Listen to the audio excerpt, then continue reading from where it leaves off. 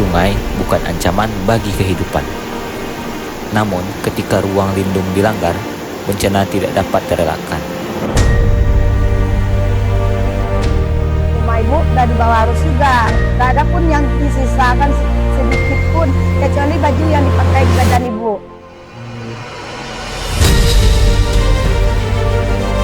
Ranah yang kian tergerus bukan hanya oleh air, tetapi oleh kesalahan kita. Ketika tepi sungai berubah menjadi pemukiman, alur air kehilangan jalannya.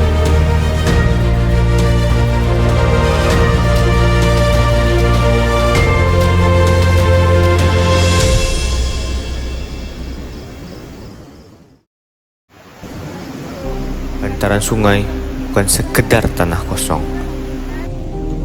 Ia adalah ruang penyangga antara daratan dan air. Ketika ruang itu hilang, air akan mencari jalannya sendiri. Pemukiman yang berdiri di dekat sungai menyisakan satu pertanyaan. Apakah jarak ini akan membesar dampak risiko bencana?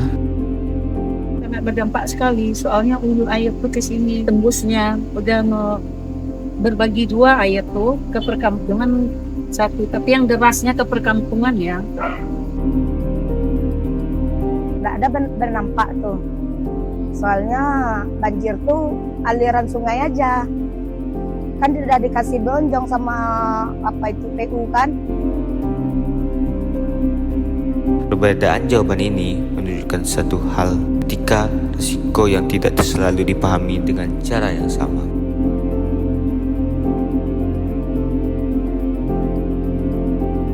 Namun, ada hal lain yang jarang disadari oleh warga, bahwa bantaran sungai bukan ruang yang bisa dijadikan untuk pemukiman.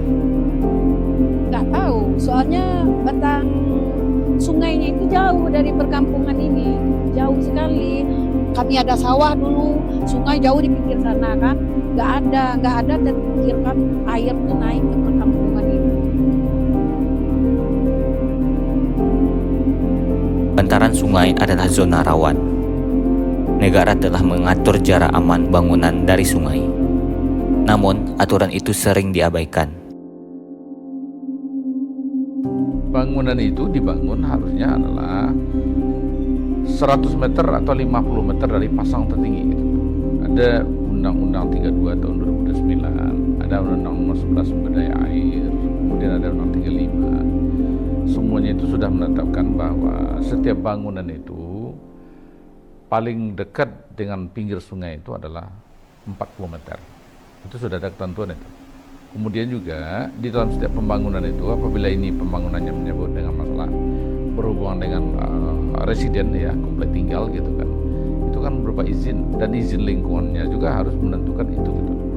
Nah, sepanjang ini tidak dipatuhi, maka disebut dengan pembangunan gedung yang di pinggir sungai itu termasuk pada itu adalah ilegal. Jadi pembangunan dilakukan selegal. Nah, ketika masyarakat melakukan itu, masyarakat berbuat ilegal itu. Ketika pemerintah melakukan itu, pemerintah juga melakukan ilegal. Maka Undang-Undang 32 tahun 2009 mengatakan itu ada ancamannya, ancaman hukuman itu. Nah, oleh karena itu sebenarnya tidak dibolehkan pembangunan di pinggir daripada sungai. Para ahli sepakat bantaran sungai adalah ruang hijau alami. Data dari Badan Statistik menunjukkan ribuan pemukiman berdiri di kawasan bantaran sungai. Ketika ada masyarakat yang melakukan pelanggaran terhadap tata ruang itu sendiri, maka itu akan dilakukan penegakan hukum itu oleh pemerintah. Kemudian yang dilakukan juga adalah tentang masyarakat sendiri.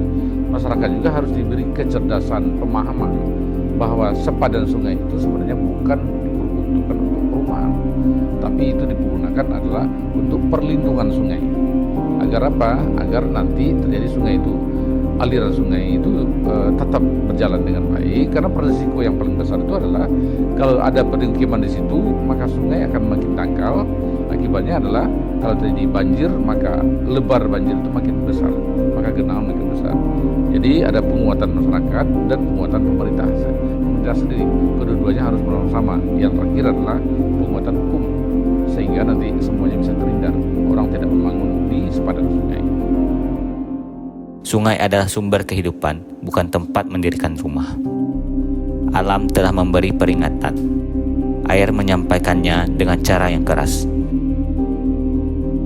Mari kita jaga bantaran sungai untuk hari ini, besok, hingga anak cucu kita nanti.